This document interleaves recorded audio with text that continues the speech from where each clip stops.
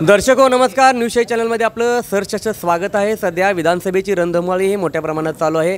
एकंदरीत पाहायला गेलं तर आता मोठ्या प्रमाणात म्हणजे लोकांच्या मनामध्ये आमदार कोण होणार, कोणता होणार, कोणत्या पक्षाचा होणार हे एकंदरीत हे चित्र निर्माण झालं आहे। सध्या आपण राधानगरी विधानसभा मतदारसंघातील गुडाळ या ठिकाणी आपण सध्या आलो आहोत। तरी लोकांच्या काही प्रतिक्रिया आहेत, आमदार कोण असावा, कसा असावा हे त्यांच्याकडून आता जाणून घेऊया। आंबेडकर का वाटते असं? चांगला माणूस आहे, काय काम सर्वसामान्यांचे कामं करणारे नाही, गोरा बिरागा नाही, सर कामं करणारा माणूस आहे। काय काय काम सगळ्या गावचा विकास केलेला आहे, प्रत्येकाची कामं केलेले आहेत, त्यामुळे तो आंबेडकर काम म्हणजे गावाचं रस्ते गटरे बिटरे म्हणजे दवाखाने बिना सगळं केलेलं। तरुणांच्या हाताला रोजगार कोणती कामं केलेली आहेत? रोजगारचा काही संबंध नाही, कुणीच रोजगार दिलेला नाही ना, रोजगार कुणीच दिलेला नाही आतापर्यंत। एकंदरीत बुदडगड आणि राधानगरी तालुका यामध्ये तफावत आहे का? तफावत आहे, 100% तफावत आहे। कोणता तालुका मागास आहे असं वाटतं तुम्हाला? कोणता तालुका मागास? आता आपला होता पण त्याने आता सारखा लावला आहे। पण आता एकंदरीत मुलांनी फक्त हातामध्ये डबं घेऊन एमआयडीसीच करायची का असं वाटते काय? एमआयडीसी तर एमआयडीसीच नाही, मग एमआयडीसी कुठे जाणार, डबं घेऊनच जाणार ना। ते व्हावं म्हणून एकंदरीत आता कौलमध्ये जी आता एमआयडीसी होणार होती ती आता ती दुसरीकडे नेलेलं आहे। दुसरीकडे नेली म्हणजे तिथं विरोध झाल्यामुळे दुसरीकडे नेली आहे। मग ती झाली का? होणारच नाही ना, विरोध झाल्यावर होईल कसे? कौलमधली एमआयडीसी ती बुदरगडमध्ये नेली। बुदरगड नेली म्हणजे जागाच इथं कौल राधान तालुक्यात कोणी जागाच उपलब्ध करून दिली नसल्यावर ती बुदरगडच मध्ये जाणार ना। त्यांना जागा दिली का?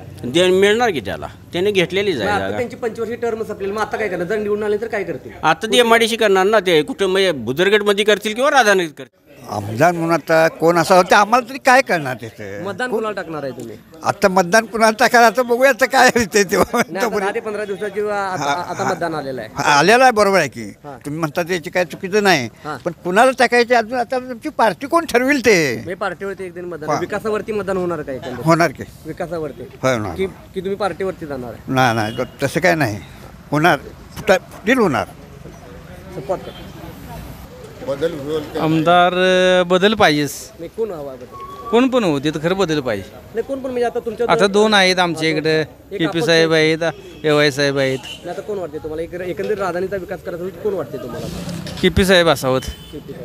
मग आता तुम्ही काय म्हणताय? कामाच्या जोरावर आंबेडकर व्हायला पाहिजे? नाही नाही, आमचं असं मत नाही। तुम्ही आता कांगावा करायला सगळीकडे काय आंबेडकरनं कामं करायची नाही तर कोणाची कोणी प्रतिनिधी निवडून दिलाय कशाला तू?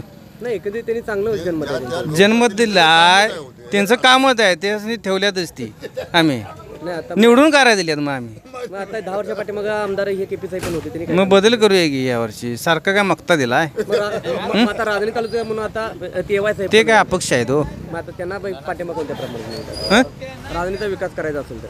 राधानगरीचा विकास करायचा, फक्त राधानगरीचाच नाही, राधानगरी आहे, बुदरगड आहे, आजरा आहे, तिन्ही पण तालुक्याचा विकास करायला पाहिजे, फक्त राधानगरीचाच बोलून चालणार नाही। आता जे विद्यमान आमदार आहे फक्त आता बुदरगडचाच विकास करत सुटले, आता काय वाटते? कंचे विद्यमान आता विद्यमान आहे ते नाही चुकीचं आहे। मग राजधानीचा पण विकास केलाय का? राधानगरीचा विकास केला आणि करायला पाहिजे, त्यांचं कामच आहे, त्यासनी प्रतिनिधी म्हणून आमदार निवडून दिल्यात। नाही फक्त रस्ता आणि गटारांचा विकास काही विचारला नाही, रस्ते आणि गटार म्हणजे दुसरं पण बघायलाच पाहिजे की। मग काय काय बघायला पाहिजे असं वाटते तुम्हाला? काय जन्म आता तर माणसाकडे घ्यायचं ते आता बदल हवा, बदल हवा, बदल हा चेहरा नावा हे एवाय साहेबांचं बदल वाक्य एकदम म्हणजे नाही बदल हवाच आहे पाहिजे। कोण वाटते मग आमदार संभाव्य चेहरा केपी पाटील आता शेवटची निवडणूक आहे आणि त्यात भावनिक असं नाही, कामाचा बी आहे, अभ्यासू माणूस आहे, सगळं काय लोकांच्या हातासनी काम दिलं चांगलं। बघा सुतगिरण काढली, महाराष्ट्रातल्या सगळ्या सुतगिरण्या बंद पडल्या, तिने 12,000 चाच्यावरनं 25,000 चाच्यापर्यंत वाढवली, ती उत्तम प्रकारे चालवून फिरून हे केलं, मुदत बंद ठेवल्या संस्थेच्या। केपी पाटलाने मार्केट कमिटीत प्रशासक म्हणून गेले, 6 कोटीला मार्केट कमिटी तोट्यात असताना 10-12 कोटीच्या ठेवल्या, 2 वर्ष प्रशासक म्हणून होते। बेदरी कारखाना तरी महाराष्ट्रातलं नाव लौकिकाला आणला। यांचं कसं आणि हे आता स्टँडिंग आमदारचं कसं, ते स्वतःचं केलं असतील रस्ते बिस्ते, फंड फुट्टी आमदार म्हणून खोके घेऊन इकडलं फुटणार, मंत्रिपद मागितणार, मिळालेलं नाही, मग त्याला वाटत असेल आपण केलं आहे, मेहरबानगी नाही केलेलं, लोकप्रतिनिधी कामच आहेत ती। इथं आल्यानंतर त्यावेळेचं फंड किती मिळायचं आमदार असणे, आताच फंड किती मिळतात ह्याचा विचार करा की होय कामं केलं तर म्हणजे काय। महागाई का फंड फंडाच्या आता रकमाचं वाढल्या सगळ्या हो.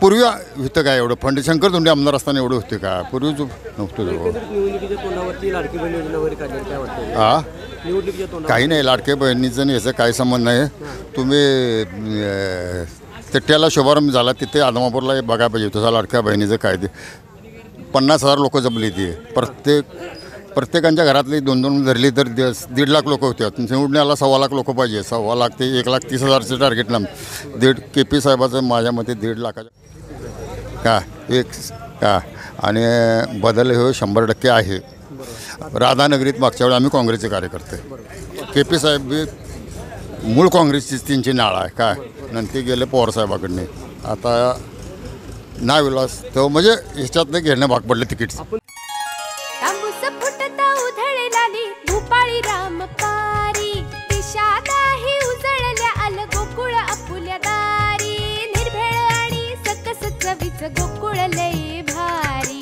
चव आहे कोल्हापुरी गोकुळ लय भारी गोकुळची दर्जेदार दुग्ध उत्पादने गोकुळ अस्सल चव कोल्हापूरची.